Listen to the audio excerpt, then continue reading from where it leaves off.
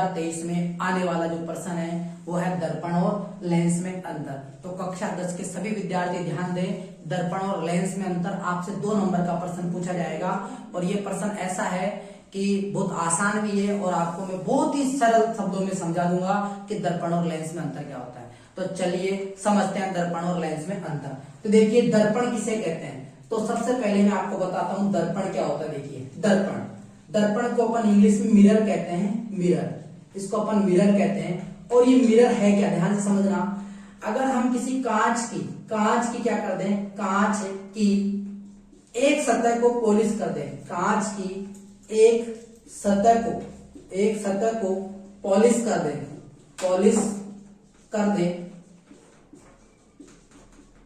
तो वह दर्पण कहलाता है। तो वह क्या कहलाता है, दर्पण कहलाता है। तो वह दर्पण कहलाता है।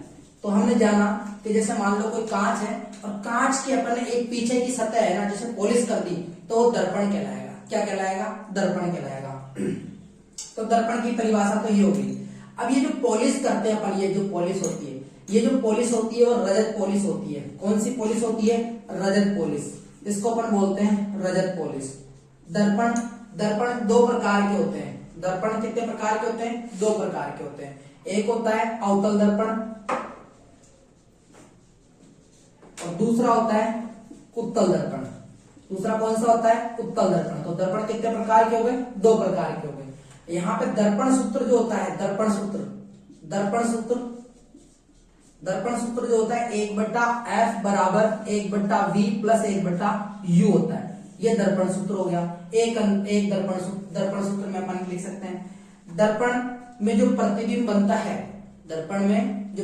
बनता है वो आभासी, सीधा, वास्तविक और उल्टा, तीनों तरीके के बन सकते हैं। और जो दर्पण हम बात कर रहे हैं, तो दर्पण जो है अवतल दर्पण और उत्तल दर्पण, तो ये जो है ये गोलीय दर्पण के भाग है। ये तो गोलीय दर्पण के भाग है, ये गोलीय दर्पण के। इसके अलावा एक दर्पण जो होता है वो होता है समतल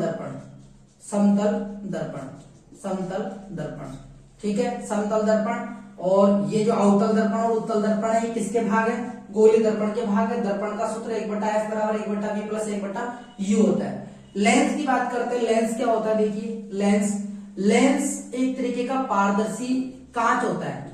लेंस पारदर्शी कांच होता है, जिसके आर पार देखा जा सकता है। और दर्पण जो है, दर्पण में क्या हुआ है, दर्पण पारदर्शी नहीं होता क्योंकि उसके पीछे पॉलिश होती है, तो वो पारदर्शी नहीं होता। लेंस पारदर्शी होता है।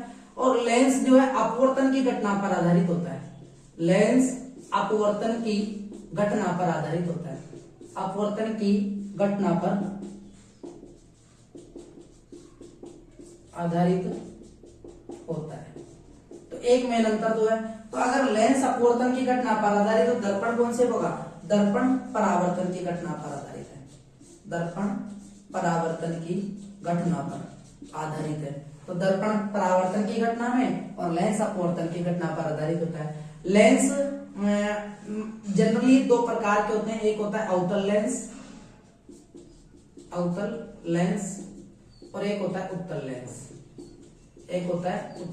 तो जनरली 2 प्रकार के होते हैं लेंस, अवतल लेंस और उत्तल लेंस। लेंस सूत्र क्या होता है, हम अंतर में लेंस सूत्र भी लिख सकते हैं।